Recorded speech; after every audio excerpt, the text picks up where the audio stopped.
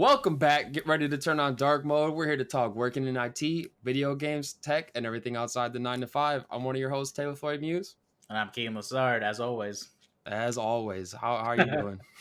I'm doing great, dude. I beat Doom Eternal last night, so I'm feeling great. Dang, never thought I'd see the day. Neither did I, honestly. The game pissed me off so fucking much. Yeah. But beat it, and honestly, I gotta say, I was really disappointed with the end. Not story-wise, but that boss battle sucked. Like, and how do you mean sucked? like you get so you're prepping for the boss battle. You know it's the final sin. It's a huge chapter. And you're like, oh, this is the end. Mm-hmm. And the level of that, the last level, is amazing in my opinion. You're jumping between roofs. You're in a city. The battles before the boss are like extremely difficult. So you're like, shit, this boss battle's gonna suck. Like, you finally get there and you're like, man, there's marauders everywhere. You're like, oh fuck, this is gonna suck. You know, like there's a shit ton of the BFG ammos like scattered around. You're getting tons of armor, tons of ammo, and you're like, man, I gotta gear up. And like the encounters before the boss, I thought were like probably harder than the boss battle. And I didn't use my BFG gun. I didn't use the sword they give you, that laser thing, because I figured once I get into the boss battle, I'm gonna need all my ammo. Mm-hmm. So I'm like being super careful with it, even though this game is like waste all your ammo, like don't give a shit, just go. So like I probably spent like a good hour on like the last two encounters, because like there's I don't remember what the name of the enemy type is that can generate the people around you. Remember the name of those guys? I don't know. I think it might be the Conjurer or something.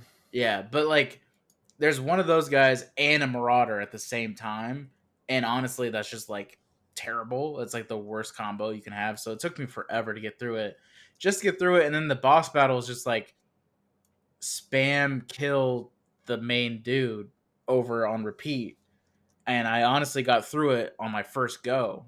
So I was like, well, I figured it was going to take me at least 3, maybe 4 times to get through it. But no, you just have to get rid of all his different armor plates. And honestly, at one point, I was just like on one of those like airlifts, just spamming it, just going up and just hitting him, going up. And all the dudes are just like waiting for me at the bottom and they can't get to me. So I'm like, fuck it, I'm chilling. And I just kept hitting him. Yeah, I misquoted. It's called the Archville or Archiville. I don't remember. Yeah, those dudes suck. As soon as I start seeing people, I like run around in circles trying to find him, because I'm not trying to fucking go around and kill everything he's spamming. But ultimately, love Doom Eternal. I think it's worth, if you like first person shooters. Like honestly, I don't know why it's not in your library, or at least Doom 2016 either. Like play both. They're great games. They have actually pretty decent storylines for a game that you don't really give it that too much shit about the story besides kill demons. So yeah, that's fair. I mean, because like the story, you really have to like dig into the lore. They give you the option to do it, which I thought was nice, because a lot of people that play the game aren't really going to care about the story, and it's kind of there if you want it. But yeah. I was super disappointed with that last boss fight. Like, but the thing I don't understand is like, I don't know why you were saving your ammo, because you knew that usually when there is an encounter, they do give you, if not unlimited, because they did have unlimited stuff, they do give you some ammo. Like, okay, here's a couple of BFG ammos, and then like here's some of your crucibles. Like, I would have been not saving any of that. Like, and I'm glad I didn't, because when I got there, it was unlimited. But well, I was only saving the BFG and the crucible stuff, because I figured if they were going to be like scarce on it, it would be those guns. Yeah, that's what I know. You couldn't be stingy with your other ammo, because you had to literally get everything, like handle all that. But I'm saying that those two ones that are more rare, like usually they give you the rare stuff before a fight. So I don't know. I was just like throwing it everywhere, because I knew they were going to give me more. And chances are, if like in a game, usually if your boss you're about to prep to go get is like walking around the map and is like gigantic and is like a titan figure and is like 100 times your size, chances are that boss battle is gonna suck. Like, chances are it's not satisfying. It's not like some amazing challenging. It's like he's standing at the edge of your map and you have to hit him and dodge things. Yeah. Now, unless you're playing God of War, where it's like, no, you have to chase this freaking dragon through a map and like do all these crazy things with it. They nailed it. Other games, if the boss is just this huge immaculate being that you somehow defeat, it's chances are it's some like lame, like push square to like get on him, stun him, and then you're back in the map and you just keep hitting him. So I Yeah, I kind of had mean, beef with those types of games. God of War did that too, though, because there's that whole elevator scene where you're literally just clawing at his claws, like you're hitting it, your axe against his claws. But then they did have it span multiple like different Chases. layers. So then like when you actually do fight him, like he's in the air kind of deal. But yeah, Yeah. I don't know. Congrats on beating it though. Yep. One for the backlog. Done. Yeah. It's in the completed section now. Now I just gotta move on to the next thing. And yeah, I bet you don't know what that is yet, do you? I'm in a little bit of a hangover state. Like, You're gonna use my term on that one.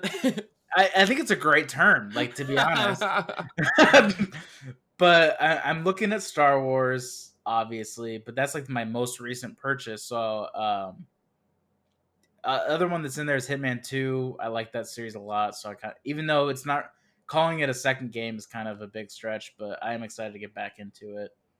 And then obviously our Halo series that we want to keep going. So, oh yeah, we're having lots of fun with that one. If there's no technical difficulties, but yeah. Yeah, I mean, that's how I've been going. Like it's been another technology sucks week for me. So I honestly think that you get your Keegan leaks, I'm gonna probably have some sort of like Taylor Tech sucks category. Work in progress on the name. Work in progress on the name. But I don't know, man. Like I bought a new hard drive, right? Mm-hmm. Because I was running out of space, keeping all of our video content. All I had was a 500 gigabyte hard drive just to start, because I like didn't want to just go nuclear and get the giant hard drive when we just started. So like that started coming up on its capacity. And then I go to the store and I find a really good deal on a 5 terabyte hard drive external for like $100. I'm like, oh, that's like not that bad. Normally they're like 200, so I snagged it. And I formatted my previous one in the way the exFAT, it's called, that technology, or excuse me, that format, so then it can work on both Mac and PC. So that way, like I don't have to like, okay, I plugged in an NTFS, or I think that's what it's called, format for Windows, and I can't get it on Mac, or like Mac's weird architecture. So I format it, right? I knew going in that I needed to format it to exFAT. I do that. I move everything, and this is where I screwed up. But I thought I was being smart.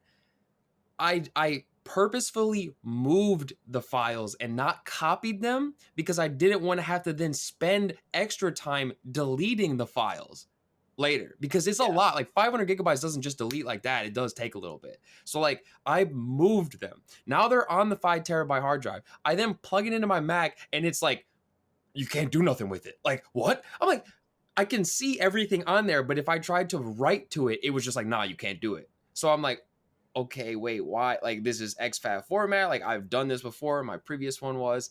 I then moved it back to the original because, again, I didn't copy it.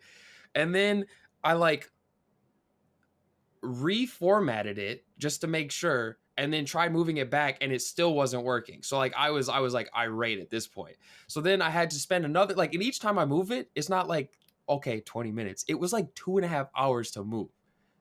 And that's probably just because like it's only moving through just like USB 3.0, and like my computer's probably doing other tasks. Like I was multitasking. So like I'm doing other things, but now it's been like 5-6 hours of just moving shit back and forth and getting nowhere. So then finally, when I have the new hard drive ready to go, or like it's empty, I then plug it into the Mac, and literally I didn't even have to reformat it. I just had to hit erase. So it wiped it clean, and then it was like, hey, we can read it now. And I was like, yo, what? Like, I was so upset. And then I like spent another 2.5 hours moving everything back to the new one. And then before I did that though, this time I was like, okay, let me move one file, see if it works. And then it did that time. So I was like, all right, it works. Then I moved everything over and now we're straight. I'm currently recording this podcast to it. It's laughing in my face. But I don't know. That was something else. That's a big hate to see it, to be honest. Yeah. That sounds awful. And I mean, like, it is user error by some way because like I didn't copy the files and I also like I didn't really make sure that it worked before I moved everything. I should have probably just moved one. So I now know for the future, but Yeah. it was dumb that I couldn't just do that normally. But that's not all. This is a multiple occurrence kind of thing. My USB-C drive that I plug into my Mac, it's like a little hub. Um, Yeah.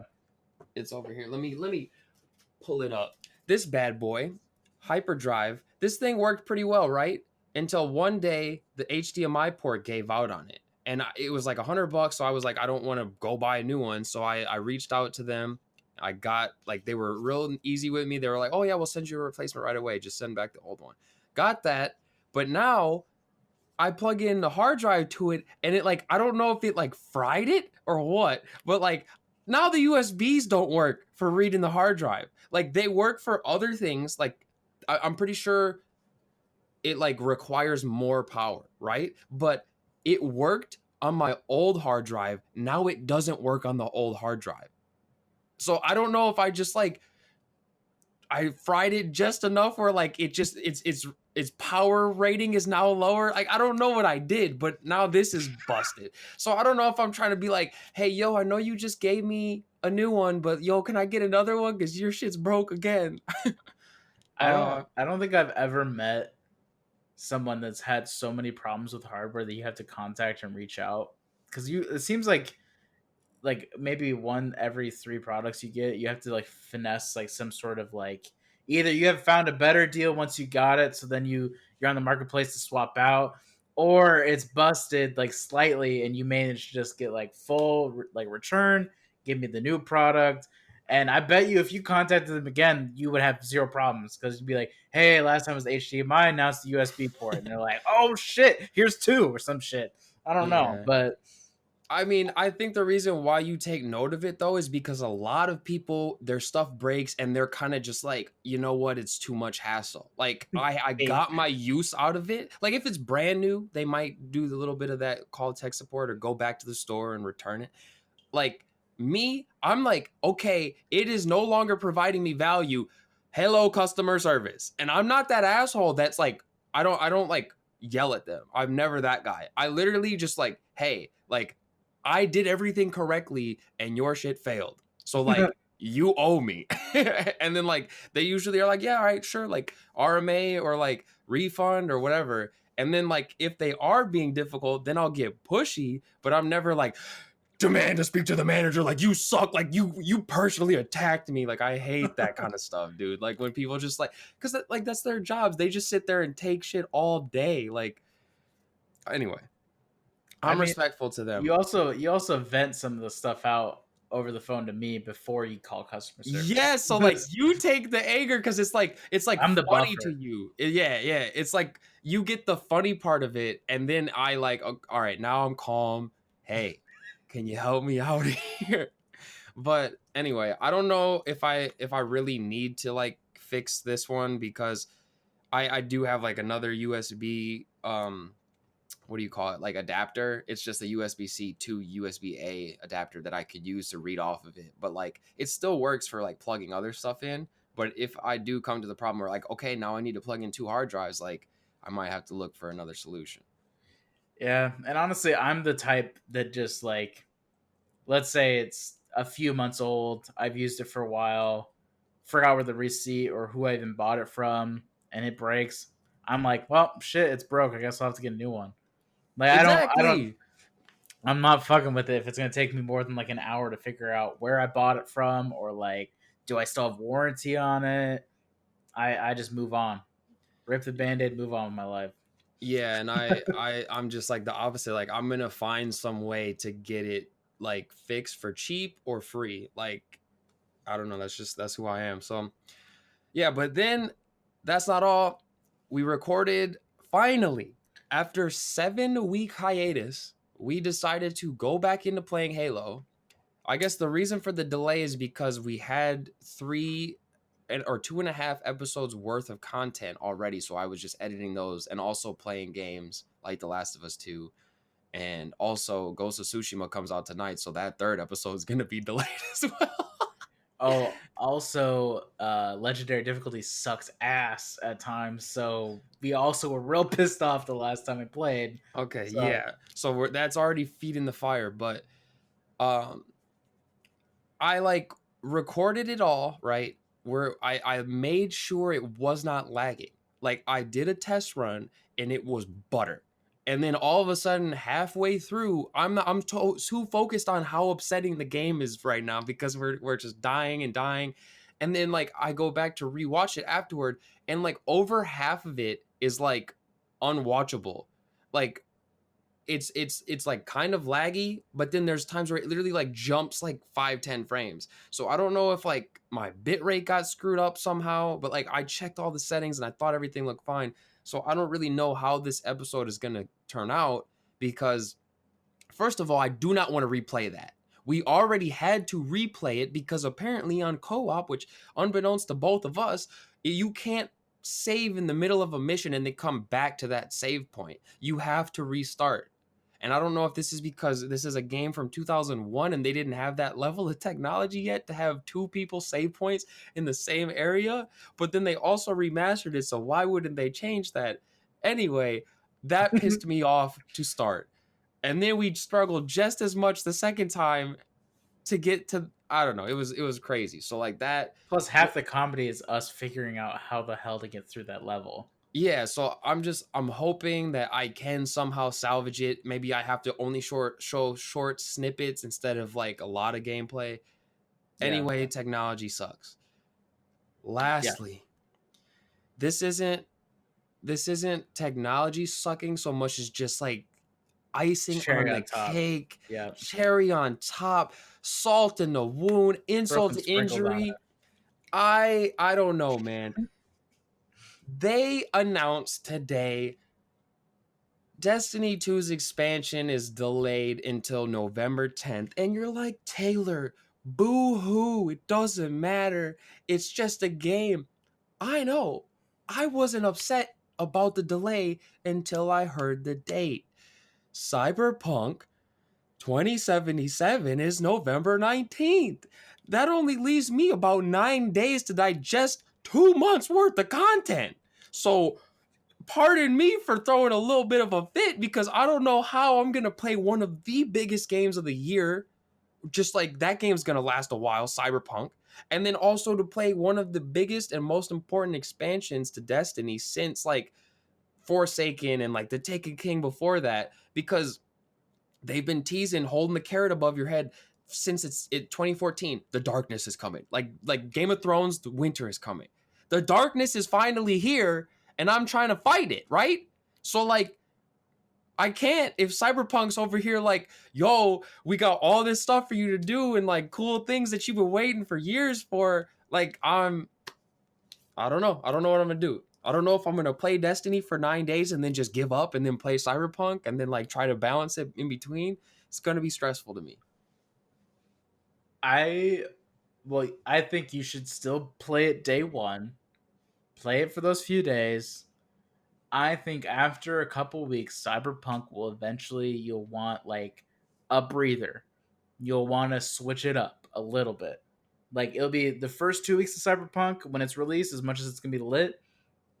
There's gonna be like that second week mark where like, yeah, I'm having a lot of fun with it, but like at the same time, I need like a quick break, and you're gonna get a couple hours back into Destiny 2.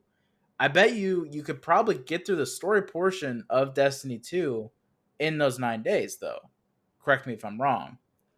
Yeah, most likely, but the issue becomes like Destiny 2 is my WoW. Like, you know how WoW players are always like, "Oh, I dip my toe back in, I'm fully addicted again." Like, Yeah, I that's what I I'm down for. started playing Destiny in this last week, just waiting for Ghost of Tsushima. That might have been a mistake because I am already like back on it. Like I'm like, dude, I just want to grind. I want to get to the level cap. Like, and I'm like, I don't have time for it. Like, I don't have the same time I might have had in college when I had that free time to like just like, oh, I'm raiding all night kind of deal. Like, I have to like remind myself like I got other things to do. So like, I don't know. For me to be like, okay, I'm tired of Cyberpunk for a bit.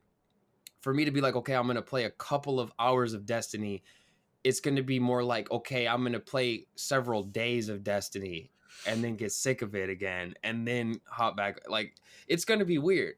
And not to mention other games that are unreleased or like unannounced that might come out in that time, or sleeper hits that we're not currently aware we're going to purchase. Like, I'm saying right now that I don't want to buy Assassin's Creed Valhalla. Like, I have interest in buying it, and I'm saying I'm going to hold off, but who knows? I might just be stupid and buy it, even though that comes out 2 days before Cyberpunk.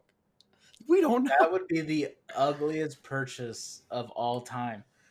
Like that would be the sleeper of all sleeper hits. Yeah. Well, all right, let's say this. I wouldn't purchase it 2 days before because I know that's just like absolutely just dumb. That's like the Ambien of sleeper hits. Like you just wanted to clunk out, dude. You like don't give a shit about Cyberpunk. 2 days before, you're like, I'm gonna take this Ambien real quick. I'll be back in 2 months after Yeah. playing Assassin's Creed and Destiny 2. But Like, like please Destiny don't do or that. I won't. Like the only way that I would get what's it called? Assassin's Creed is probably on sale or like weeks later. But 2021 maybe. like, look at how we did with Fire Emblem. I openly said I didn't want the game. I said it looks too weeb for me, and then I bought it 2 weeks later. So Yeah, like, but there was that your Fire Emblem was a specific use case because that was a sleeper hit that you weren't ready for in a time that you weren't aware that had nothing going on. Like you remember that August, like everything was coming up. Nothing was out yet. true. So like, and even when you bought it, you still had like a 2 to 3 week buffer before Borderlands 3 and like other things coming out. Yeah. So Assassin's Creed is like a 2 day buffer. And that's like buying an indie game that's a sleeper. That's like the only thing you have room for. Especially if you get the Destiny 2 expansion. Like that's it. Or downloading League again would be the only like use like Keegan, okay thing. no. Keegan, I didn't realize that when I quit League, I didn't delete it off my system. The Oh other sweet. day, So I it's still there? deleted it. No, it's Oh. gone, so. I realized and I burned it with fire, okay? You Like, threw away the hard drive. oh, dude, I should have, especially after this hard drive fiasco. Just like put a drill to it, like they do in Mr. Robot. Oh, um, that's a throwback. we'll Man, see. okay. But here's my main concern now. Okay. The I mean, this is also like the reason it's delayed is because of COVID reasons. So like that's out of my control. It's understandable on the front, like they need more time. It's just everything now is backloaded in the fall. So like September's looking pretty dry now for me. Like we got Avengers, but I had planned to play Avengers and then okay, now Destiny's towards the tail end of September. I play that like all October, maybe even to the detriment of buying other games. But like I can't really overlook the biggest, like most hyped game of the year for me, Cyberpunk. So it's just a weird balance because Cyberpunk's a single player and Destiny's like cooperative multiplayer. So I don't know. Like if September's dry, maybe I'll use that time to like play the DLCs that came out for Borderlands 3 because there's three by then there'll be like three new ones. So far they've released three. There's one more coming out. I could play those. I'll still be playing Ghost of Tsushima through August, potentially into September because it's a big game. There's a lot to explore. I don't know. I'm just like I'm worried that everything will be delayed until November. And maybe even like I know before you were saying like, oh, maybe they delayed Cyberpunk because they want it to come out like right around PS5 so people will just buy it on PS5. And like now that like all of a sudden November is just surprisingly loaded with games, and that's also happens to be the next gen release month, most likely, like 90% sure. Like, I don't know. Like, They'll probably it's delay PS5. no. Like, it's probably about that time, so where like people like either decide to get it on PS4 or decide to get it on PS5. So there's not so much like, oh, I bought the game like 2 months earlier, and now I have to repurchase it on the new one. Although Xbox is doing smart delivery, and PS4 or PS5, they're like certain games are doing it. I'm not really too clear, but I don't know. Fall's messed up, and it Yeah. hasn't even happened yet. Here's another thing that I have a little bit of beef with, and I get that it's July, it's mid July. The expansion was supposed to come out end of September, right? Yeah, And they're saying it's due to COVID and working remotely is slowing down their pace, right? yeah. They probably should have been aware of this a bit sooner than like almost a month and a half prior to the release, in my opinion. True. And also because they just recently announced it like a month ago. So like I feel like you probably would have kind of known that that release date ain't looking too good. Especially Yeah. because it's a 2 month delay. Almost. It's like 1.5, 3 weeks or something. I'm wondering if it's like an exec was like, we can hit this timeline. And all, because we know how it works within IT. Like, we both been in Non-expert companies, experts, by the way. yeah. And I'm sure that some exec was like, we'll meet this deadline, was like super optimistic about it. And like, I'm wondering if like all the devs and all the QA and everyone's like, hey, no, like, let's have a meeting. We're not going to hit that. And they're like, no, we're going to keep striving. And the leadership's like, let's keep going.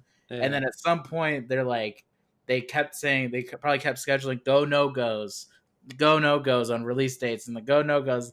And they're like, fuck it, we're going to set a release date. And then a month later, all the devs were like, please, we can't hit this deadline. And then they finally had another go no go on like a trailer, and they're like, "Oh, by the way, we need to push this out."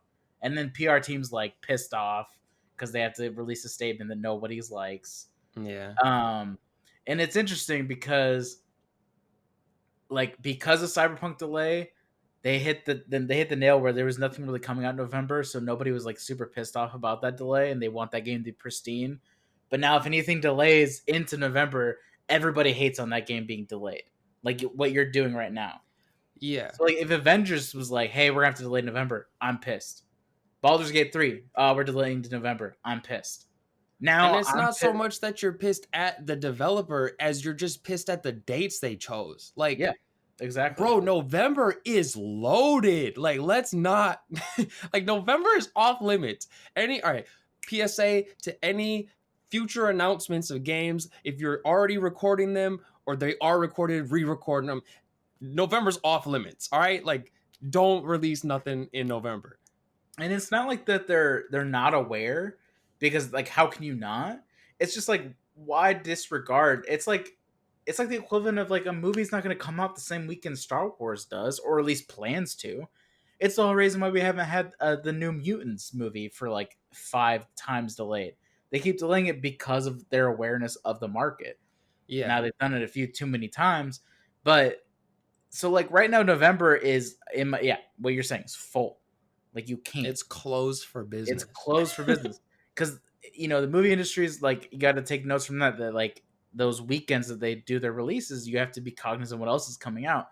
And honestly, if I'm a game developer or game studio, I'm worried about November because as much as it's a holiday season, the economy is not great. People are going to be strapped for cash.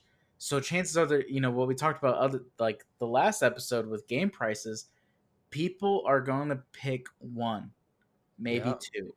yeah. They're not going to pick 4 or 5 and a console.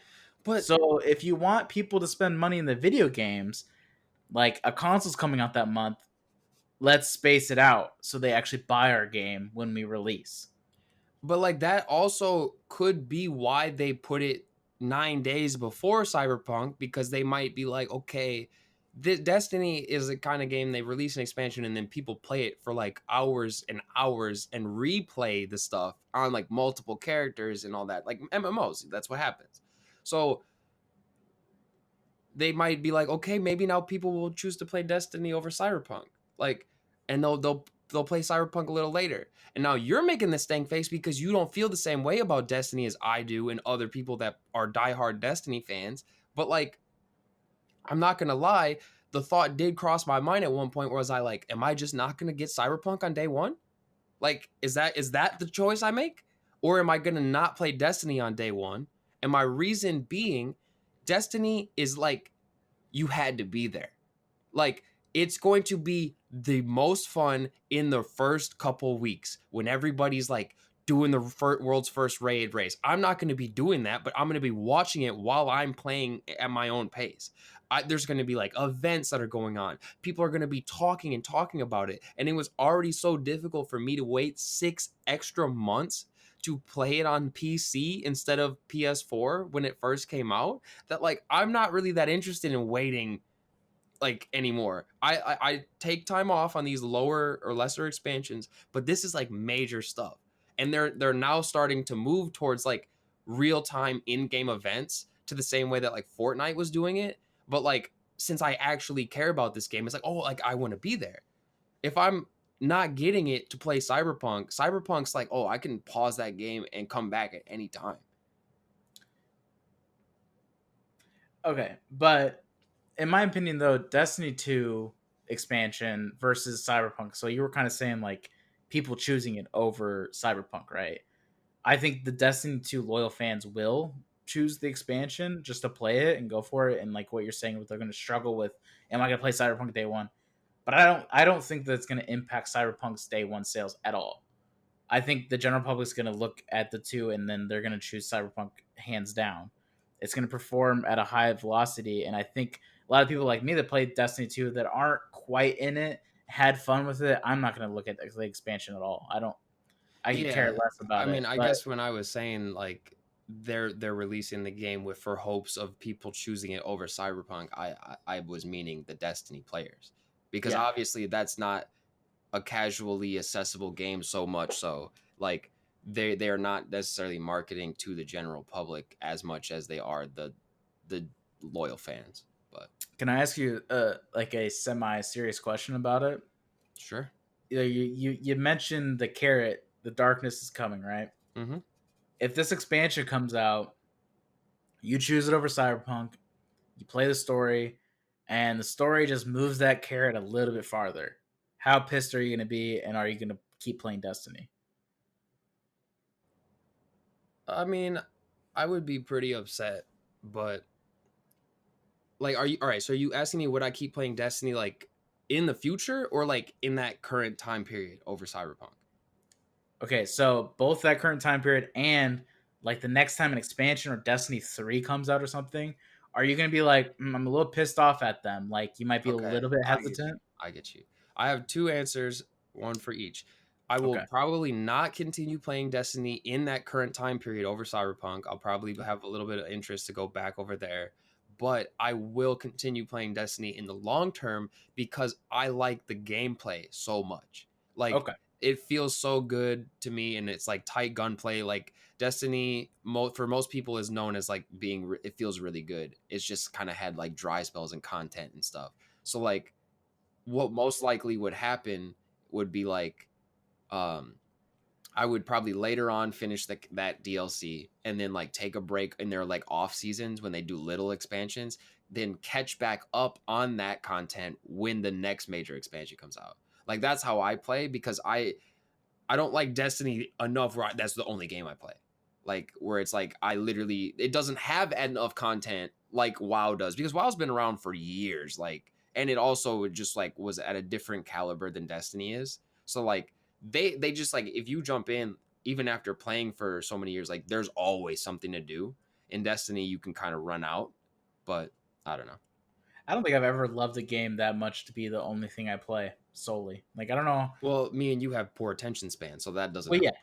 I'm just saying that, like, mad respect to people that can, like, literally just be like, I play World of Warcraft. That's it. Yeah. Or, like, my buddy Brandon's like, I play League of Legends. I haven't paid a dime on video games in, like, whatever years. Yeah. What's that, Gibbs? Gibbs is telling us to move on. He's tired of hearing us bitch and moan. Gibbs, you don't even like video games. All right. Next Okay, on so the I'm not the only one having a bad day, all right? Or a bad week. Yeah. So, Gibbs, you want to hear some other news? Twitter is having a bad week. They got hacked last night, and it's not too great. I basically, to my understanding, it seems like through social engineering, tough. Always through social engineering, dude. Like, those dudes are sneaky. A little tailgating. They got, I think it was like probably through phishing and like phone calls though, or something. But maybe tailgating, who knows? That's one of the ways, good old security class. They acquired like internal credentials and then got access to an admin software in the company and then fully locked down all verified accounts. So where they could not like tweet or change their password, or like if they were logged out, I don't think they could log in. And then they proceeded to tweet on multiple high caliber accounts like Kanye West, Kim Kardashian, Bill Gates, Elon Musk, etc., like a Bitcoin scam. So people seeing the like high caliber accounts, like people love Elon Musk, they love Bill Gates, like, or like the fans do, like, of those people. I know there's gonna be haters of everyone, like, because obviously Kanye West, he's pretty He's divisive to some people. okay, yeah. Anyway, like they tweeted out stuff like, let me find one of them. So they ended up tweeting stuff like, there's even more, like Apple's verified account, Jeff Bezos, like Joe Biden, Barack Obama, like all these people. Like here's one from Jeff Bezos, air quotes.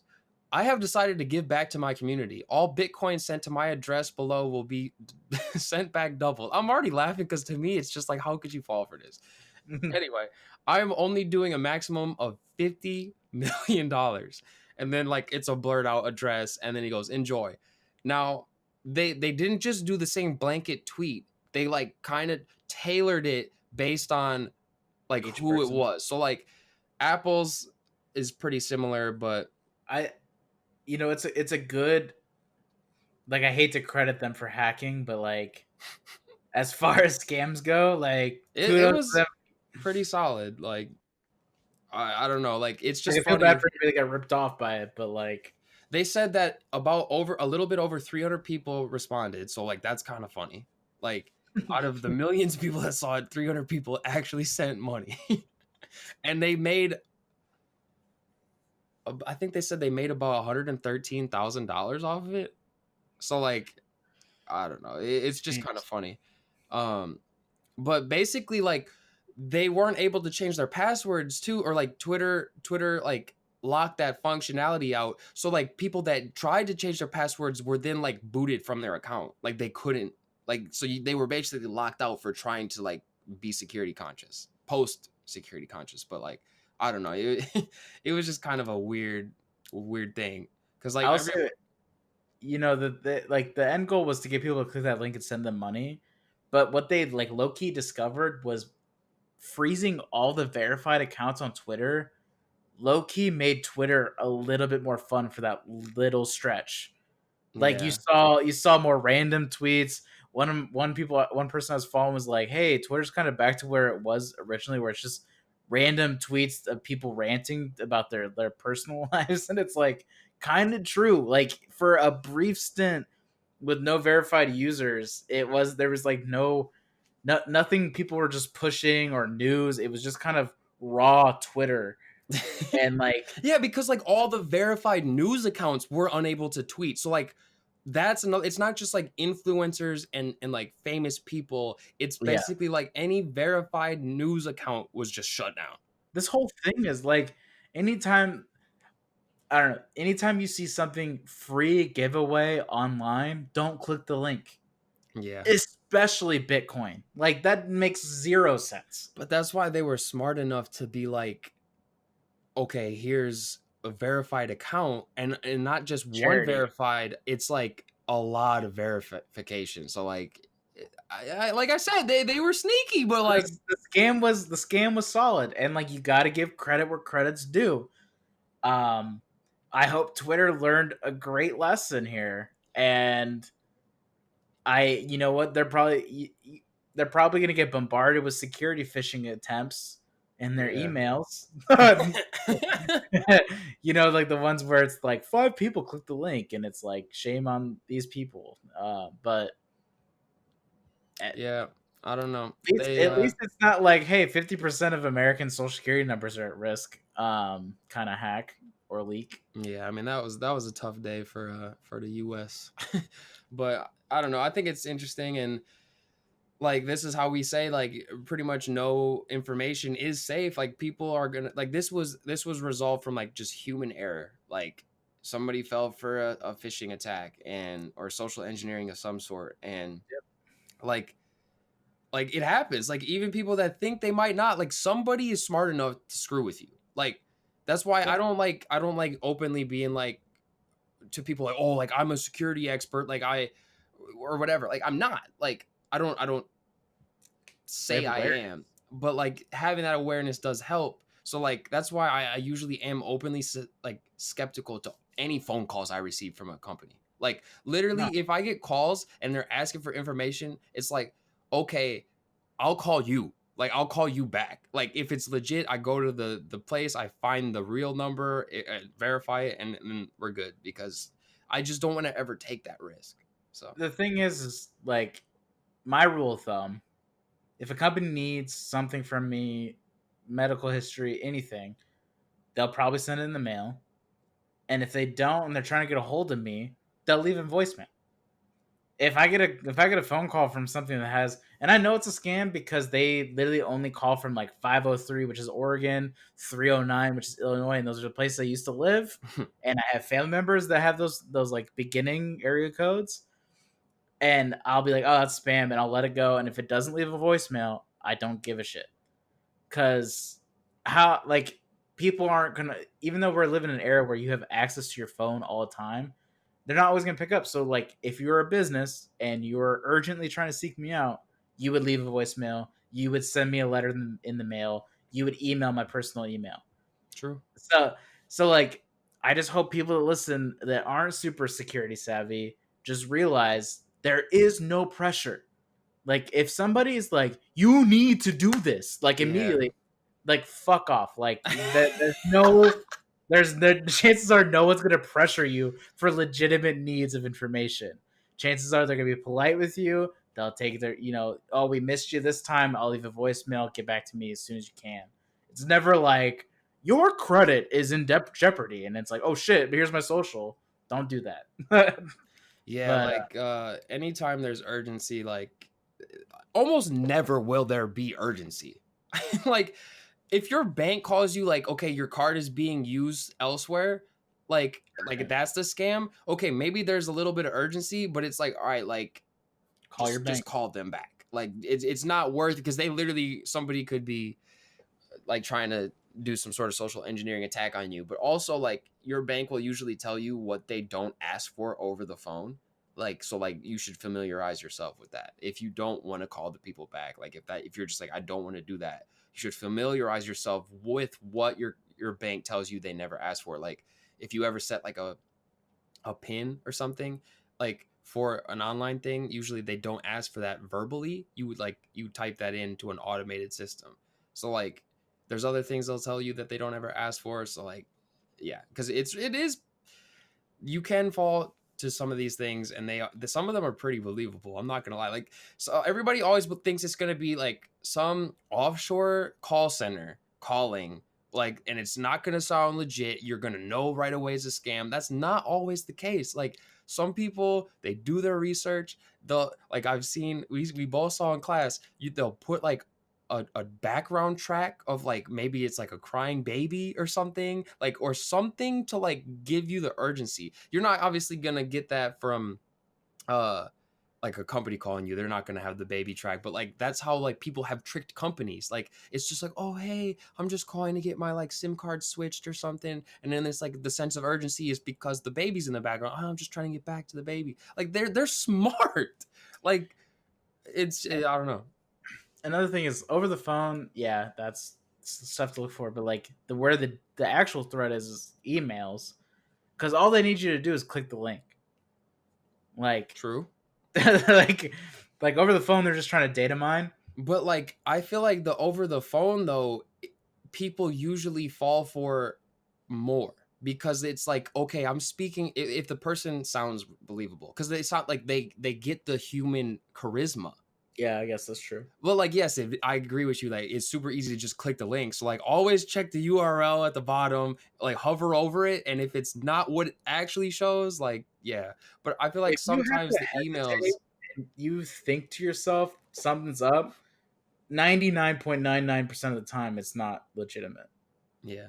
So I don't know. Emails are another way, and then like I don't know, the whole tailgating thing. That's like mainly if you're at work, like You have you, to be that one dick that's like, can you badge in? And it's like, oh, all but right. like I don't know. It's also easier to like familiarize yourself with the people in your company. So like if you ever see someone you don't know, then you're like, yo, hey, yo, what up though? Like you don't belong here. Yeah. But yeah. All right. That's a lot about why technology sucks. Dude, let's talk about the old guard a little bit. Have you seen it? Yeah, I watched it last night. Oh, Watched it okay. last night. And it's based on a comic book series, so it's kind of in my area a bit. Honestly, I was surprised that they even adapted it. Like, I had no idea that this was in the works. Usually things like this are kind of like a little hype around it because it is kind of a cult classic comic series, but like Charlize Theron, kind of a badass, like you would think there was a little bit more hype, but it was kind of out of nowhere. It's like, hey, this movie's out. And you're like, well, fuck, I might as well watch it on Netflix. I kind of like it when there's no hype because like dude, everybody just like everything's let down. Like hype kills games sometimes, man. Like and Yeah. movies and books or whatever you want. Like like I don't know. Sometimes I enjoy movies that don't get hyped, and games too, way more. I will say if this movie had any hype around it, I would have been super disappointed. But for what it was worth and the randomness of it being released, I'll give it like some slack, basically. But I didn't fully love it. I'm not gonna lie.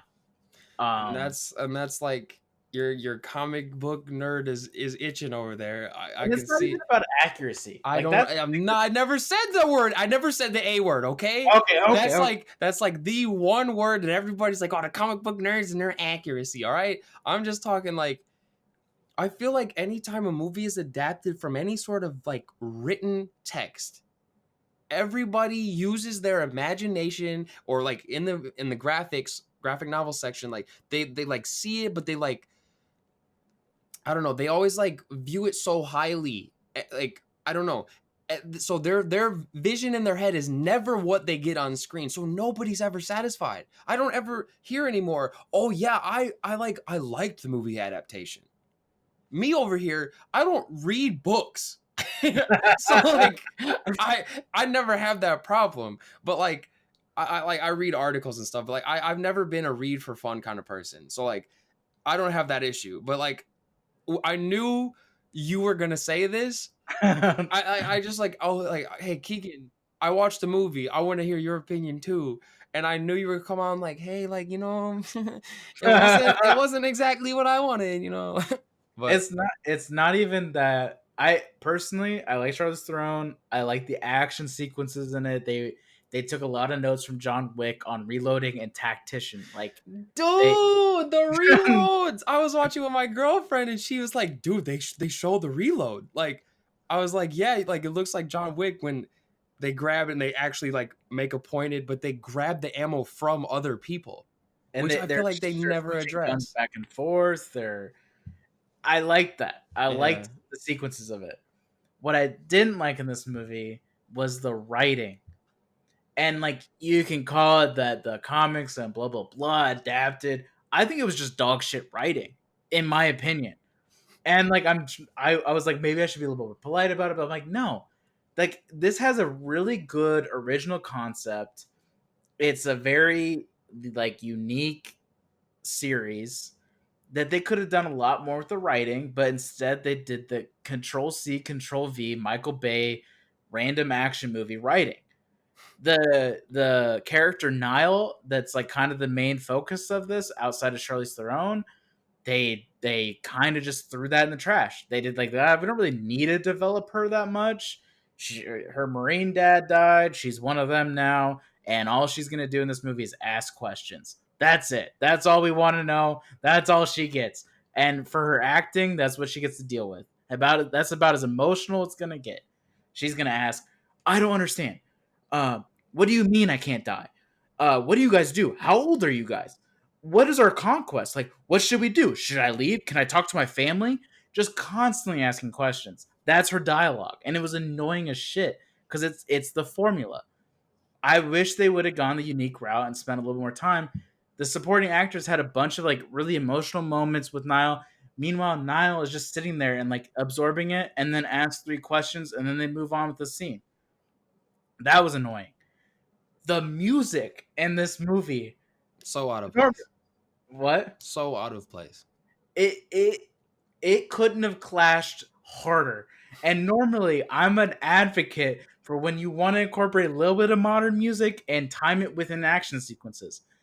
Not when you choose slow ass emotional songs for a very graphic, gory fight fest. And it's a song I like. That's what I hate even more. I'm like, I actually enjoy this song. Oh, this is the worst time to play this song. End of the movie, it resolves. Modern hit from 3 years ago. Cool. Yeah, Thank when you. I heard that, I was like, "Wait a minute, am I hearing this correctly?" Like they chose what is it called? Oh, something by Khalid. I forget it, but Silence. Silence. Yeah. And I was like, "Why this? Why now?" Yeah, like, all right, what other complaints you got? I want to hear them. Okay. The villain. Granted, I like seeing that actor because he's from Harry Potter. He plays Harry Potter's stepbrother or whatever you want to call it, half brother. Um, and the villain that they cast for him was so gimmicky, it made me want to cringe so hard. They could have gone a little bit more serious for him. Because, like, nowhere else in the movie is there really, like, straight up comic-y, gimmicky, like, comedy. The rest of the movie's serious, and then there's the villain that's kind of like this quirky CEO that's, like, supposed to be psychotic. And like they just, I don't know, like the direction they gave that actor, it didn't line up with what I thought that this should have been. And then the plot, it's moving along great in the beginning, and then all of a sudden we just hype. It just like fuck it, we're here. Like we're in the heat of it. Like there was no chill in between it. And then at the end of the movie, I sit there and I'm like, that was 2 hours long. Like it baffles me how quick it went, and like how I like. Normally that's like a good thing when a movie like just like goes through it, but Yeah, for the amount of entertainment and things I liked out of the movie, I expected it to be like an hour 45 that I saw the timestamp to be. So I wasn't a big fan of that. I don't like that they left it on a cliffhanger because I doubt it gets anything. Honestly, I doubt that they do a second movie at all. Because honestly, I know that was probably where they were moving to with that character. I'm not gonna do any spoilers for it because they leave it on a cliffhanger. But my wife, when watching it, literally she just kept asking, like, "Are they gonna bring this up? Are they gonna bring this up?" Like that was all she cared about. So if they would have just incorporated that as the main story, I think that gripped the audience more than this stupid CEO pharma dude. So ultimately, like it for the common viewer, it's probably an entertaining watch, but like don't go into it thinking it's one of Charlize Theron gonna like atomic blonde this shit. It's more like it's just an average watch, honestly. So now here's where it's funny to me. ooh, You like arrived at it was an average movie. And like that's what I'm gonna say, but I'm gonna be coming from like the more positive spin. Like I just like because I had no expectations or anything to compare it to or any like sort of like reason to like I don't know, like I just didn't have any expectations. Let's just say that. I went in and I was just like, all right, like, yeah, that might be a little weird, but like, I like where this is going. Like, I think the concept is cool. Like, we got people that don't die, right? And then like their time runs out and they don't know when or why or what. And then like they showed a little bit of backstory, but like in the sense that like I don't have the context of the books. Now, with it being a graphic novel, what I'm about to say next might not apply as much as a novel, but in books, you usually have way more exposition. Like it's not like movies where they're trying to get your attention right away with some like an action sequence or some sort of just like in your face something. Like a book winds up usually, and like they will like develop a character over pages instead of a 4 minute scene. So like that's what like you're saying like okay they really didn't develop her character. It's because like they didn't have time to. They maybe like you said they didn't like pace it as well. Like the writing you think was dog shit. And yeah, they could have been done better, but like in a movie like that, I don't really care. Like Okay. like you know what I'm saying? Like you don't watch an action movie for the story usually. So like same reason that like when we compared to Doom, like the story's there if you want it, right? But like you're really there to kill some demons. In this story, you're really here to see people like that are just like have no fear of death because they don't die, beat some people up, right? So like that's the reason I came in for it. I was like, all right, like this is interesting, and I thought, okay, like it was cool. It was based on a graphic novel that I didn't read, so I know people are gonna be upset. But like, I don't know. I enjoyed it for face value. I agree the music was well out of place. Like I was sitting there just like, what? Why would you choose this now? Some of the acting at times I was just kind of like, yeah, like I don't feel that as much. I did like Charlize Theron consistently throughout. Like Yeah. she just like she's the consistent piece, really good. Um the movie was average, yeah. I'll just say that. Like it was enjoyable, but I'm gonna say mine was a higher average and yours was a lower average. Like Yeah, and I don't know. I do have beef because I personally think that there's no reason that even if the story isn't strong, that the writing needs to suffer. Um, that's my personal opinion. I mean, John Wick can have a storyline that's really weak, but yet like when the writing's there, it's strong and brief. yes, like all right, let's say that John Wick is a better example of a movie that the story's there if you want it to. And like it is there. Like if you want to dive deep into his backstory, like they show you in interesting glimpses. This movie wasn't done as much, but like I wouldn't say that ruined it for me. And you know, they could have. Here's the thing: is maybe my beef is because I see the potential that they could have gone. Yeah. They could have had this fun opening sequence of her aging through the years, of her battling in the Civil War, her, you know, doing these old battles and stuff that she was apparently part of. And Mhm. the only way we get to see these glimpses is in these poorly photoshopped pictures on his wall of discovery that all conspiracy theorists have, right? And like all he says is like these two instances she did good and like reference them. Yeah, and then there were like random flashbacks like throughout that were just Yeah. like pin dropped in there. And then like the gay couple was like we met in the Crusades, but they could have like cut to that. They could have like cut to them in the Crusades like battling, Yeah. and she used the axe once, like or Well, twice. she didn't. Oh wait, did she have the axe the whole movie? She had in the beginning, and then like they carry it around for like forever. Like it was in that Oh bag yeah, that yeah, looks like a yeah, yeah. You're guitar right. case. Because like I was wondering how it got into the hands of the other dude, but like I forgot. She picked it up. And then Anyway, like they get to like the mission and she's like on their team, Nyla is, and then they open the car door and then she's like, I don't know, I kind of want to see my family. I'm like, girl, make like like this is the worst timing and it's so formulaic that they do it at that timing that they're about to go do something. And as soon as she said that, I'm like, oh, Charlize Theron's about to get betrayed. And then like as she drives, she has a realization when she's at the train station. It's like we don't have to follow the formula. Sure, it makes an average movie, but like they didn't have to. They could have gone a unique path because it's Netflix. Like you're supposed to be able to take risks on the streaming platform, but it's like they made a blockbuster theatrical release movie on a streaming platform that they could have taken a bolder move on. yeah, I don't know.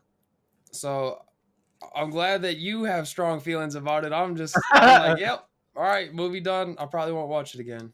Honestly, I didn't know I had these strong opinions until like we started get going. Because And like, then they just flow out of you. because here, like the only notes I took while watching, because while like halfway point, I knew I was gonna want to talk about it on the podcast. Basically, once I got disappointed, I'm like, oh, I'm gonna want to talk about this. I wrote Nile written only to ask questions, and modern music and church fights sucked. So those were the only like major opinions I had at first. So as I got going, I guess it came out. All right then. Whew. Well, we can keep the stream of BS going by talking about Ubisoft Forward. More like backward. Whoa, you're smart with that one. This is gonna be a quicker summary. We're gonna roast out the lowlights a little bit and then talk about the highlights. Okay. Show a little bit of gameplay. The Ubisoft or Ubisoft, I don't know which one to call it. It sounds Ubisoft. like I'm not calling it Ubisoft. but like a lot of them are European, like the companies from Europe, and they say Ubisoft. So like, yeah, I'm gonna be the typical American asshole and just be like, nah, I pronounce it. I call it Ubisoft. All right, Ubersoft. all right. So they think that people are like super interested in mobile video games. Like people like, all right, let's say this. The market is successful. They make lots of money, but do not spend like valuable time in an event to show gamers that are not going to give a shit about a mobile hype release a trailer about mobile hype release, like, and they build it up too. Like they give you a legit trailer that you think could be a real game, and then it's just like coming out on iOS and Android, and you're like, yo, not Android first, right? Well, I mean, I'm not even talking about that one in particular. Like this is just like the usual formula. But yeah. Which game are we talking about here? The where'd it go? Elite Squad. This game, like. I'm gonna pull it up. Gibbs, can you help me out here? Gibbs, Gibby. Elite Squad, man. It's it looks kind of like it could be a Fortnite, like that's the graphics. Like people like that. I don't mind it. I kind of like the cartoony graphics sometimes, right? People are like, oh, is this gonna be like a new game? Like maybe it's a strategy game, like. People were roasting it in chat at this point though, because they're like, "What is this Fortnite crap?" But yeah, I was like, "What is this?" And then at the very end, they're like, "Hey, it's Elite Squad. It comes out on iOS and Android." And I didn't realize that they had already announced this and shown very bad looking gameplay in E3 2019. So like, I was seeing this for the first time essentially and being like, "Oh, hey, like, what is this?" And I was let down. But you have some stronger opinions because of the dude that just came on screen right there, our boy Sam Fisher from Tom Clancy's. What's it called? What's it called? Splinter Cell? Yeah, Splinter Cell. Yeah. I could give two shits about all their mobile games, and then like I heard Sam Fisher, and I'm like, and then he pops up in this cartoony ass Elite Squad mobile game. I'm sick of Ubisoft. Splinter Cell's next game, and like for years we've been teased, and now he's just in this like goofy kid game that's you could pay to win, and I don't know. I have really strong feelings because honestly, I've hated how long they've sat on Splinter Cell. Yeah, for so long, and I personally they missed a huge opportunity with Rainbow Six Siege. Like talk about a game fitting for an operator of Sam Fisher being in the game. I don't know what they were thinking because that was kind of like the rumor of like that was going to be an eventual DLC. If they're going to keep sitting on this IP and not having any news for it, like just sell it at this point. Like if you're not going to develop towards it, I get it. You have the Division, you have Rainbow Six Siege, you have all these different games. I guess they can't because it's Tom Clancy. But either way, I was real pissed off when he came on. I was like, so now he's just going to be some random character I'm not going to play. And then basically, like during this time, if it's not a mobile game, it all looks like mobile games. Like, yeah. I mean, they were doing some garbage stuff that like, Mythic Quest, Raven's Banquet, like Oh, the TV tie-in. Yeah, they got a TV tie-in, and then they got some Trials Rising, which I like. I'm saying Motorcycle game. these things, and I don't remember them in the event. Like they're in and out of my head. I think the only good mobile news that they even had that was remotely like worthy of being within this conference was that Brawlhalla was coming to mobile. And honestly, that could have been just like a little I'm gonna snippet. We stop didn't. you right there. Mobile has no place in this. Like that's a tweet. Just No, tweet it.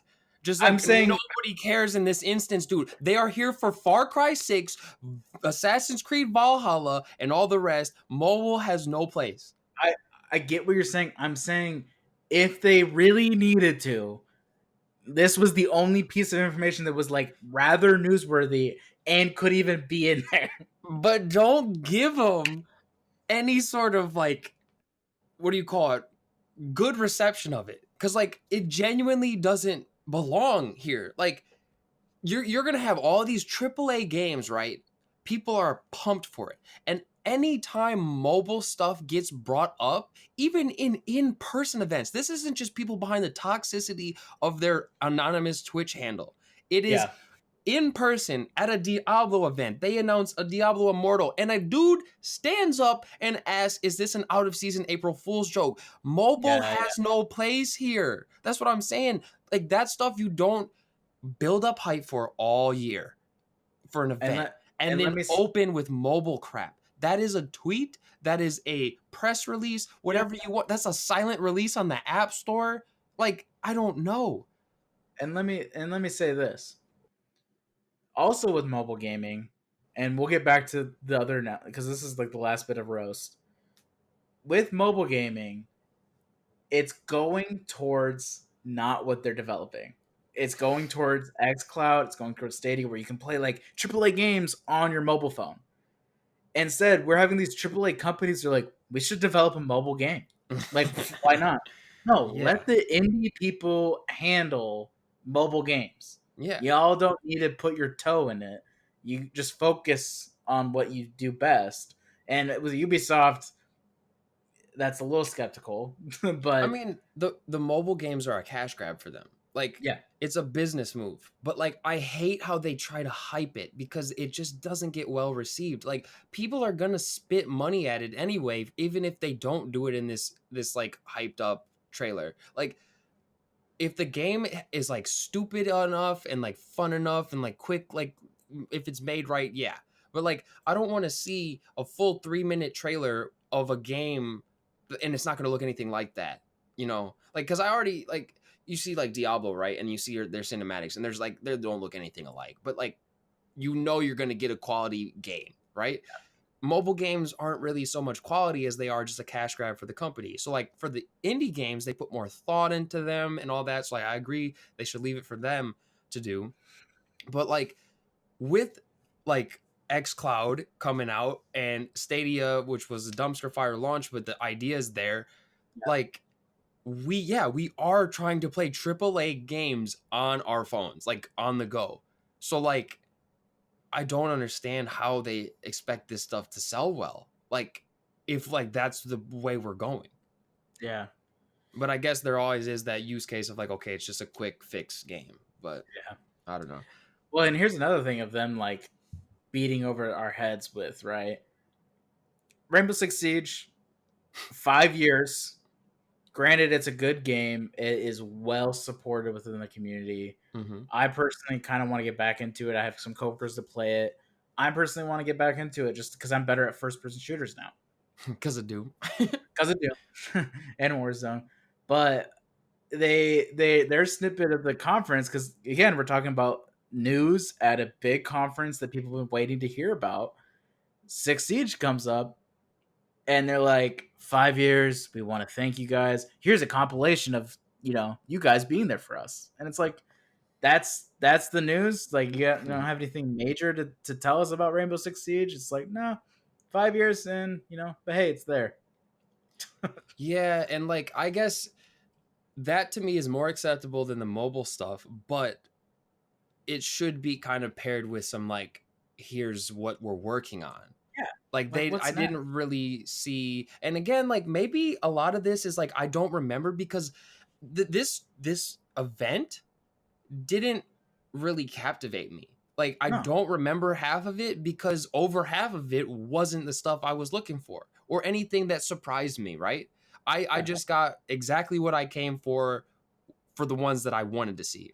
And they use precious time, dude. They used time in this conference to tell us that they had an update for Ghost uh Tom Clancy Ghost Recon Breakpoint. That you can do team kill, like plan, like it was an update. And I'm like, that's that's so stupid. That's like a waste of airtime. That game for me was that Snoop Dogg gif. Who? Like Yeah. I forgot that game was out. So Yeah. And they could have utilized that time to focus on their AAA platforms that are going to make money this year, which is Watch Dogs, it's Hyperscape, it's Assassin's Creed, it's Far Cry 6. That should have been their main focus. They should have given more time to that airtime. And if anything, like put it earlier in the showcase so that way the attention span was towards those things.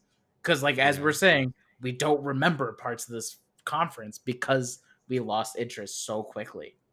Hmm. So like the things that I did come there for were Far Cry 6, Assassin's Creed Valhalla, and actually that was it. So it wasn't three things. It was only two.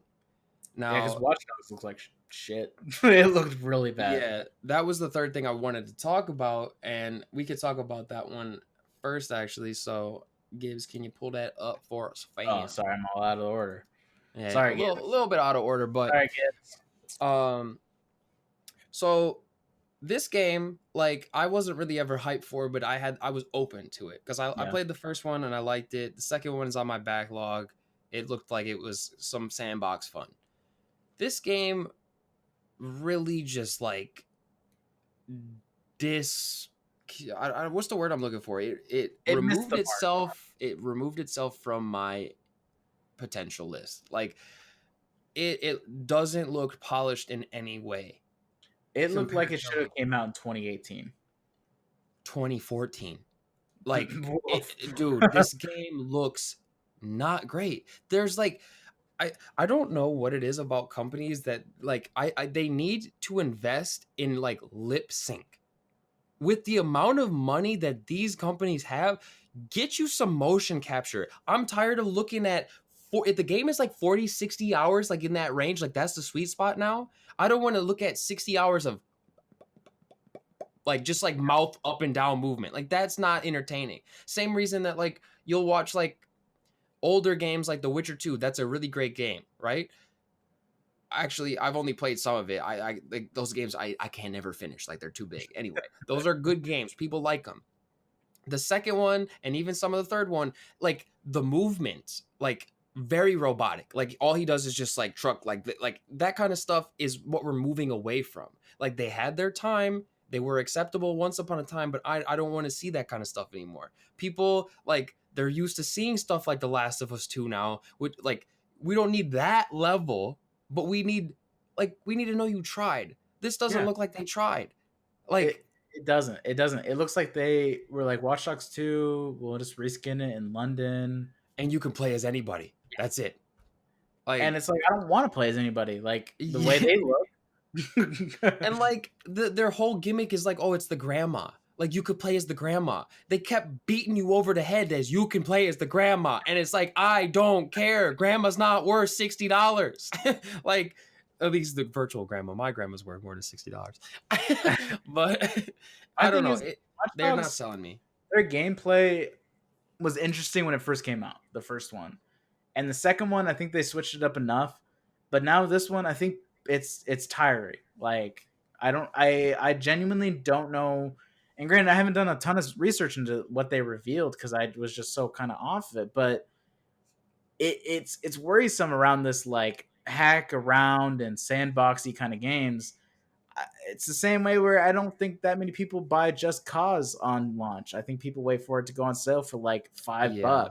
Yeah. So, investing a AAA game and somewhat storyline within it to like a game like this is kind of risky in my opinion.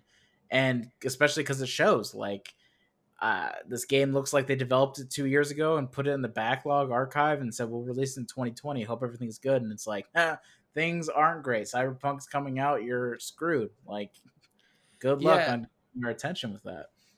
and then like I know some listeners might ask like, okay, so previously we had an episode on like, oh, how the gaming community is so like immediately hostile towards video games when, and like we used the example of Outriders as what, like I was watching a Twitch stream and people were just bashing on it. And I think the difference here is that like Ubisoft is an established company that like has had multiple of these and they're really not taking any more risks. Like Outriders is a new IP and like they are taking some risks. Like it might not be in the same way as like doing a completely new gameplay style, but like it's like they're doing something different. And maybe that game didn't look so much have so much polish, but like it's difficult for me to take a look at Ubisoft and be like, oh, this is what you made. And then like later on in the press conference see like Far Cry 6 and see the insane like I guess that was a pre-rendered cutscene, but Yeah. like you know what they're capable of, and it's just like you didn't give it to us. You know what it is? It's when your parents are like, I'm not mad, I'm just disappointed. Because that's how we are. Yeah. We're like, I'm not mad because I know what you can do. That's what you're just not reaching your full potential. And it's because honestly, if they would have just stopped at Watch Dogs 2, I think that would have been a fun, like they did an adventurous thing that nobody was really thinking of. Great. Yeah. But then they're like, let's do a Watch Dogs Legion, and it's like it's in London, and I can hear the back and forth of like the brainstorming of it, and it's just not creative. Um, and then they're like, we'll take another risk, right? We'll do a battle royale, and it's like Dude, that's not a Hyperscape. risk. It's a well established genre now. Yeah. And like Like I don't want to bring up gameplay for it because it's like you can see it anywhere, but like it's really just like, okay, we are Ubisoft, we don't have a battle royale yet, we need one, here's our attempt.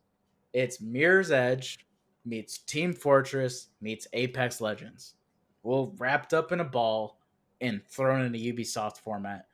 And honestly, I don't want to bash it too hard because there's some aspects of it that I was genuinely interested in and genuinely was like, maybe I would give it a shot.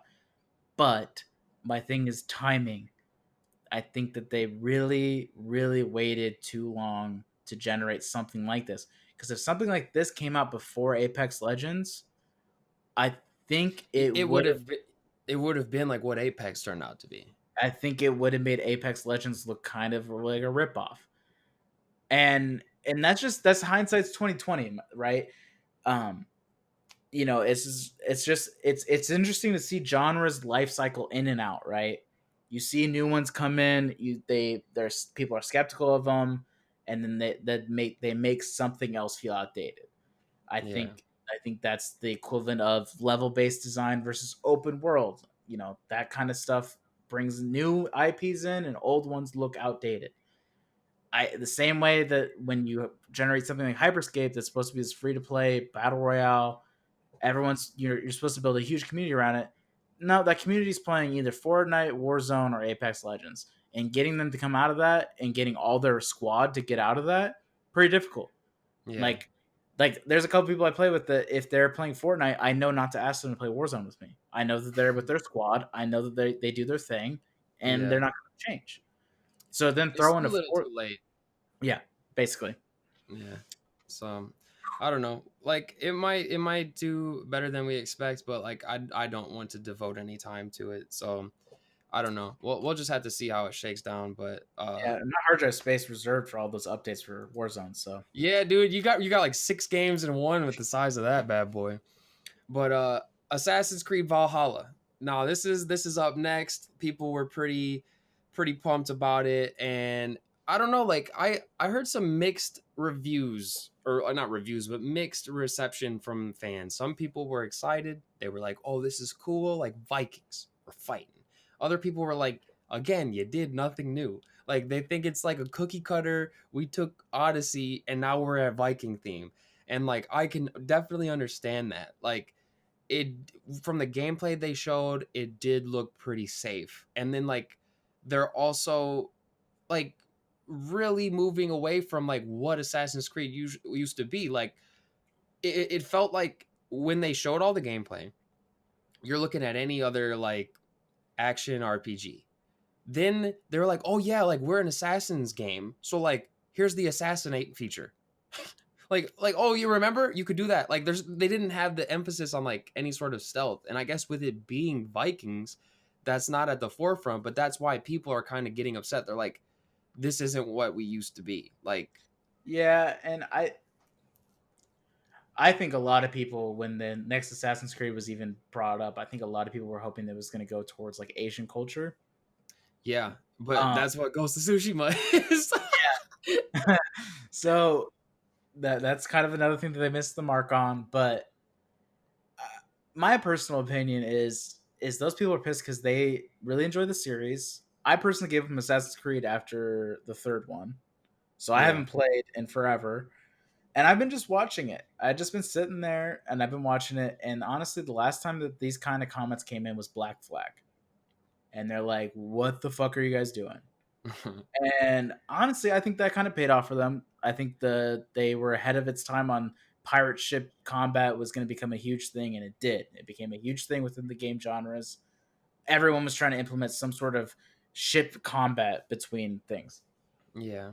This one, I personally like the direction Assassin's Creed's going. I think that the theme of this one being Vikings, yes, it's gonna be off-brand, but like the with Origins and then the Odyssey, I think that they're just slowly getting better and better, and they're fine-tuning what this series needs to become again.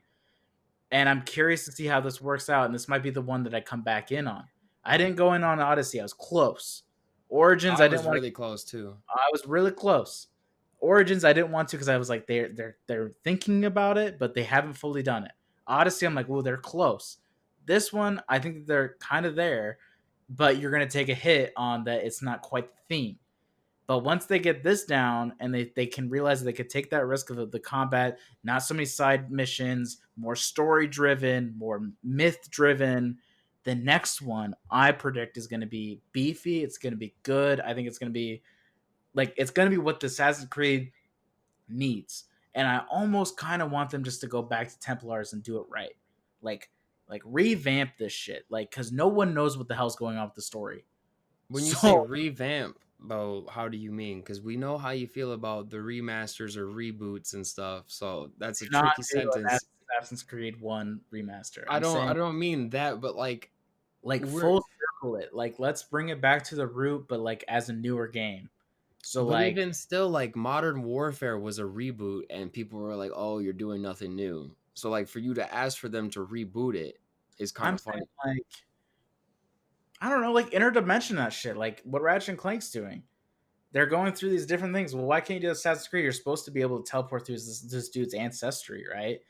What if the next one was like, we're gonna apply what we've learned through Origin, Odyssey, and Valhalla, and be like, now we're gonna like really full circle to this dude and the storyline we were trying to generate, but we kind of lost. Let's be honest, everyone lost track of, and then kind of make a really nice like story driven full circle like it feels nice game that like Yeah. ties in everything that they've been working on because if you look at the Assassin's Creed franchise, it is a cluster mess of connections and random points in history that honestly feel random. And if they could somehow make it feel very concise and honestly like a fun adventure game to go to these different timelines and kind of either fix it or however, I don't remember how the story goes to be honest, but and honestly, I'm just spitting out my ass because I'm not a huge fan of the franchise. So everyone's probably like,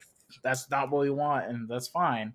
That's just how I could see myself getting really energized towards Assassin's Creed because the past like 8 years, anytime Assassin's Creed gets brought up, I immediately am like, I don't really care. Nor do I really want to give it a shot. They've done some interesting things and like they've like perked my eyebrows, but at the end of the day, I'm like, I know I'm not gonna like it. So if they kind of go in that direction with this game and maybe the next one, I think they kind of have me back in it. Yeah, I mean, I don't know. Like, I feel like this game is going to be the same thing as Odyssey, and like you could have chose to come in at that one, or you could have chose to come in at this one, and it would have been the same thing. Like, Yeah. I don't know if you just like Vikings more. Like, as I kind of think I would prefer the Viking theme. Um, but like, I think the weird thing that they're doing, but it kind of makes sense, is that like they're uh getting rid of side quests in traditional sense, where like you would basically like, okay, I like go to this person and they give me a fetch quest, because like you're a Viking and you're literally like invading and taking over cities. There's not just gonna be some dude there like, hey, can you grab this for me? Yeah. So like they're like saying that there's gonna be like side things to do, but the traditional side quest is gone. And I think that might actually be similar to the way that The Last of Us 2 did side quests, with air quotes, because they had areas you could explore and they were optional. They could give you an extra weapon if you went for them, but nobody sat there and said, "Oh, hey, go check out the bank for me." Like you went on your own whim. So that's the kind of stuff they're doing, and I kind of like that, because Yeah. it encourages more exploration rather than, oh, this dude's got a exclamation point over his head. Let me go chat with him and go across the city to get this crap so I can get upgraded gear. Like that has its time and place, but like it can kind of like just get old, especially when that's every single year and every single game that you make. But I don't know. I think I will play this one, but like when it's on sale and after I make it through this backloaded fall. But Spring 2021, man. That's my prediction. I'll probably get it. fair. But like we also don't really know, because like spring is also kind of a little bit of a hot period. It's like not as big as the fall usually, but there is stuff like, so we'll see. Like I'll probably pick it up in a lull, but I said that about Odyssey and then I never ended up getting it. So Yeah. that could very well happen as well. Yeah. But so the last game that we're excited about, this one I have high hopes for, and people are a little bit worried simply because like the last one, Far Cry 5, was not ideal. They they missed the mark again. That one was like, I never played it. I had interest in it, but then people said it was just very mediocre, generic, and the story was garbage. So then I was just like, okay, I'm off it. But then they took that. They listened. They listened for once. And I think maybe this is their main game, so every other game took a back seat and like was detrimental. I don't know. This game it has potential. And this is where I'm scared, because the hype is starting and I don't want to be let down.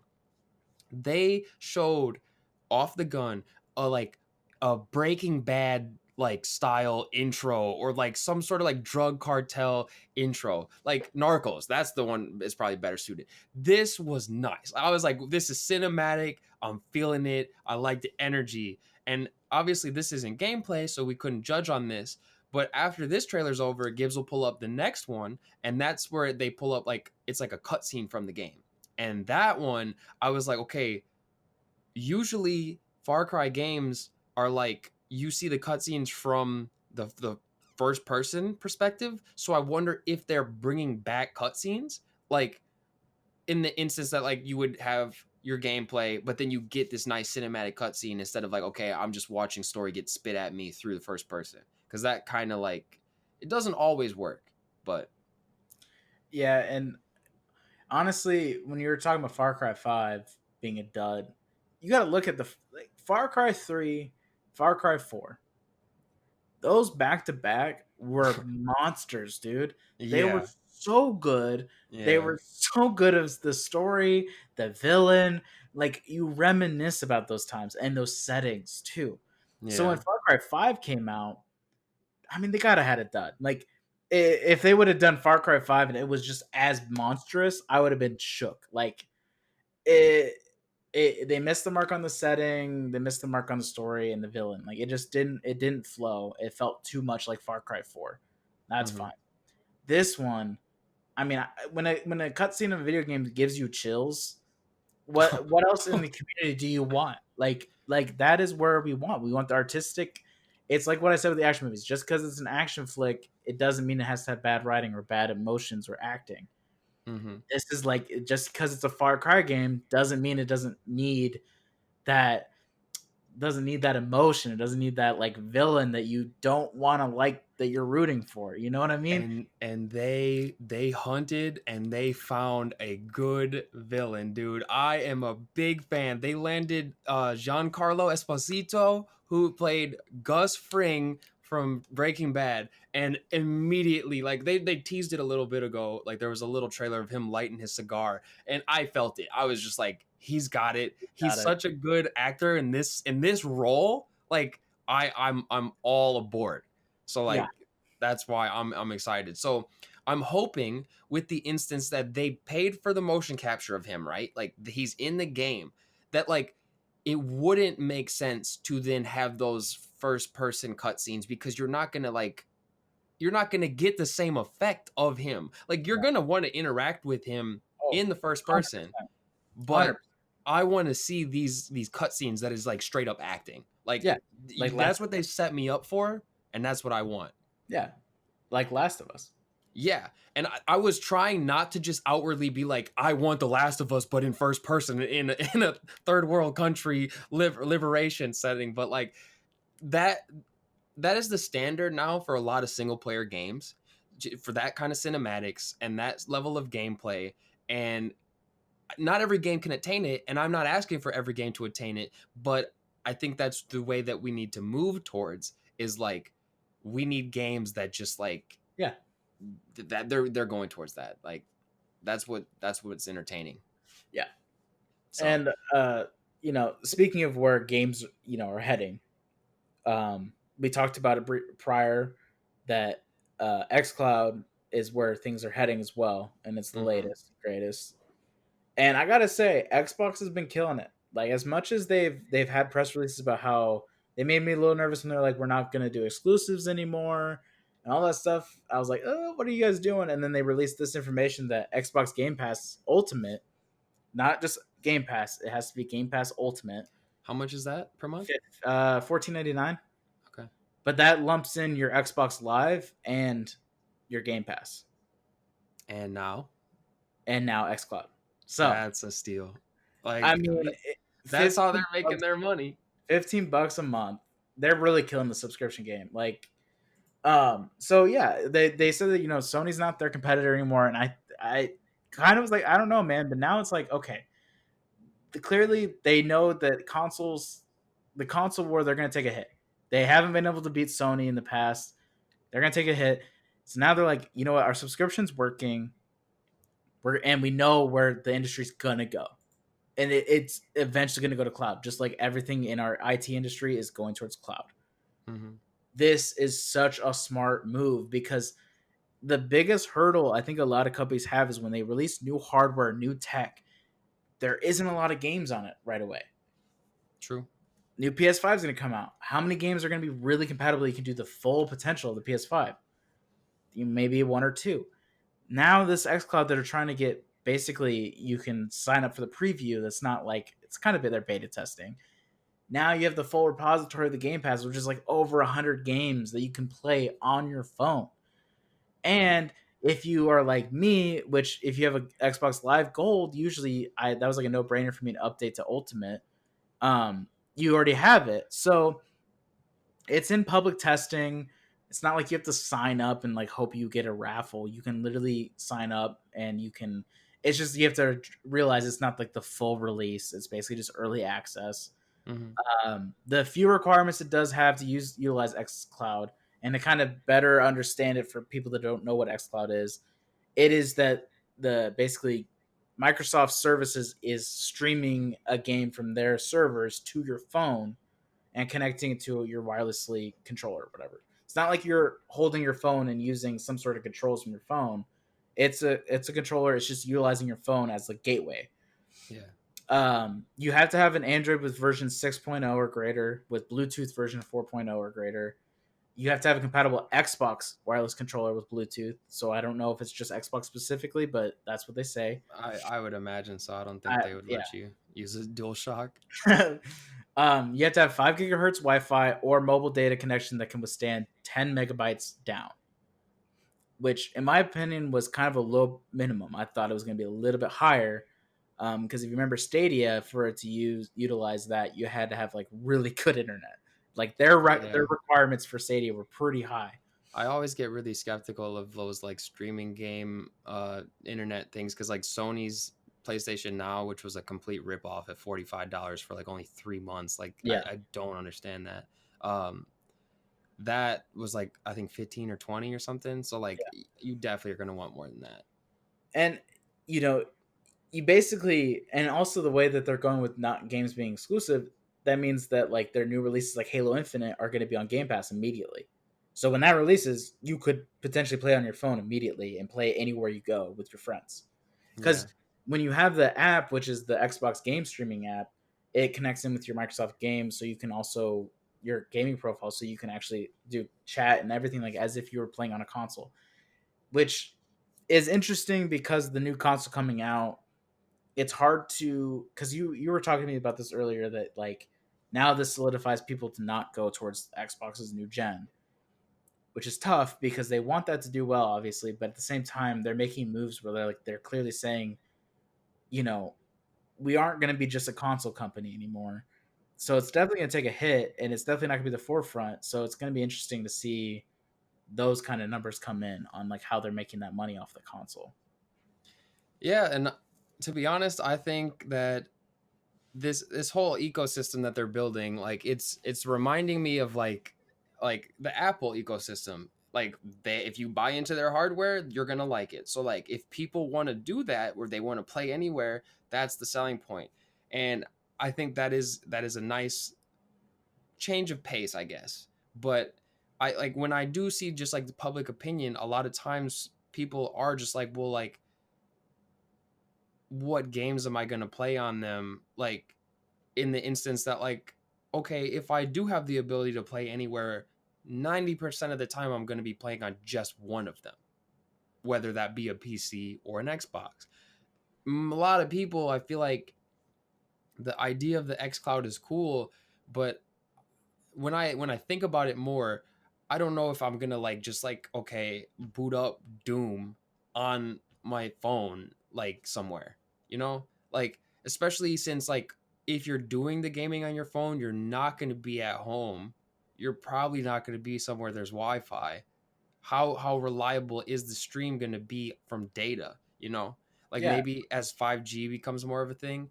So like yeah, it's a step in the right direction, but I guess I'm a little bit skeptical, but like the irony of it is I am going to be taking advantage of it because I will be playing Xbox exclusive games on the play or the PC.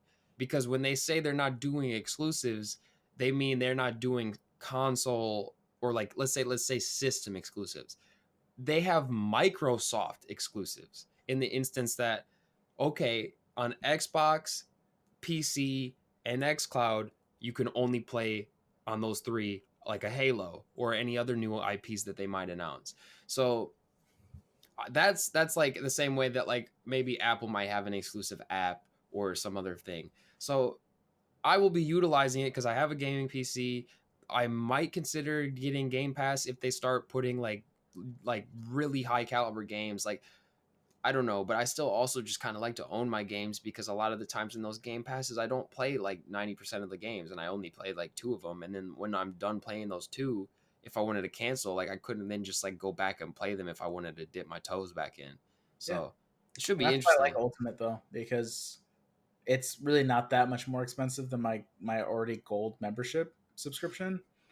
Um, Yeah, but my like where you're going with that, like it's a good package, but like if you buy a PS5, you don't have a need for that gold anymore. So like how's that gonna work?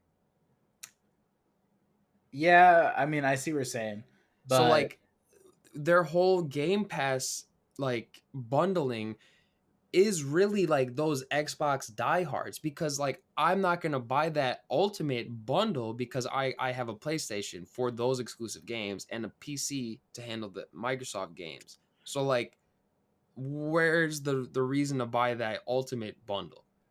it's because I truly think that the Game Pass is a viable thing for even a PC gamer. and to keep my Microsoft account intact, where I could easily join games with my Xbox friends that don't hop, right? I still think that $15 a month isn't that crazy for the amount of games that you can potentially just download and go and just on the fly with their motto play anywhere. Because to me, if I'm really strapped for cash and I have to budget where $15 is too obscene for me, and especially when I go to PS5 where I don't have to pay for an online subscription, to me, You do have to pay for online on PS5.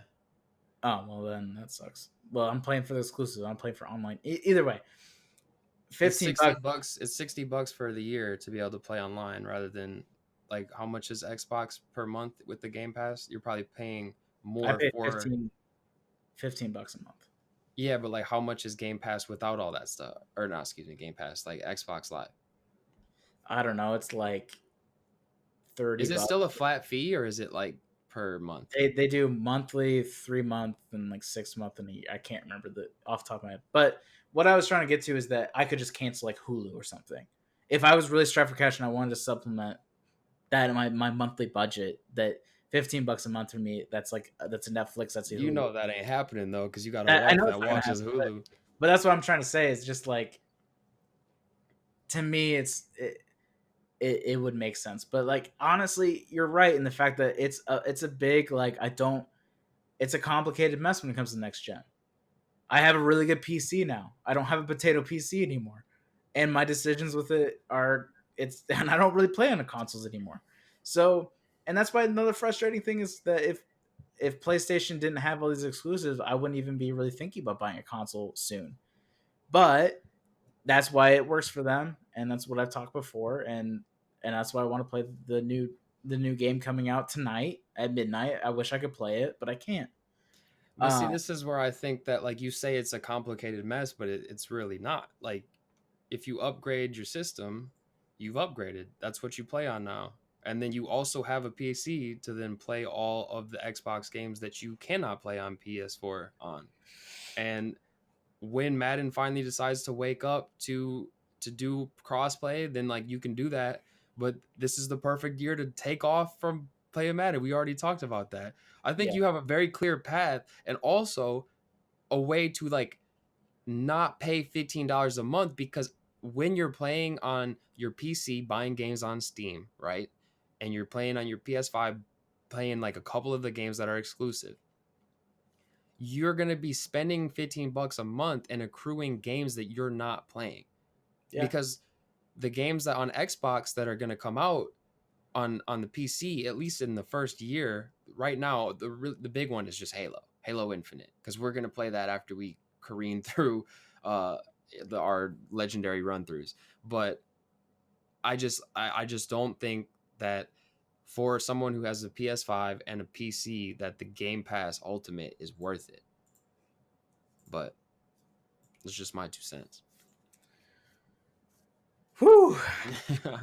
That was a you know what, like we went into this agenda thinking, well, we might have to fill here and here, and like that was a beefy podcast. Like that was a good episode. Yeah, we had a lot to say. Oh man. But if you're liking what we're saying and you're liking the videos, please make sure to like, subscribe, even leave us a comment. We really hope that we get some more comments and more conversations going through there. Because I mean, if you want a topic to be talked about on here, it could be as easy as leaving a comment on one of our videos or emailing us. So make sure to follow us on our socials. We also have a website, darkmodepodcast.com. So if you want the links for everything, it is there. We appreciate you, and we hope to see you guys next week. If you're verified on Twitter, don't follow us though. Yeah. Give it another couple weeks. Don't click the links, boys. All right, guys, we'll catch you in the next one. See you guys.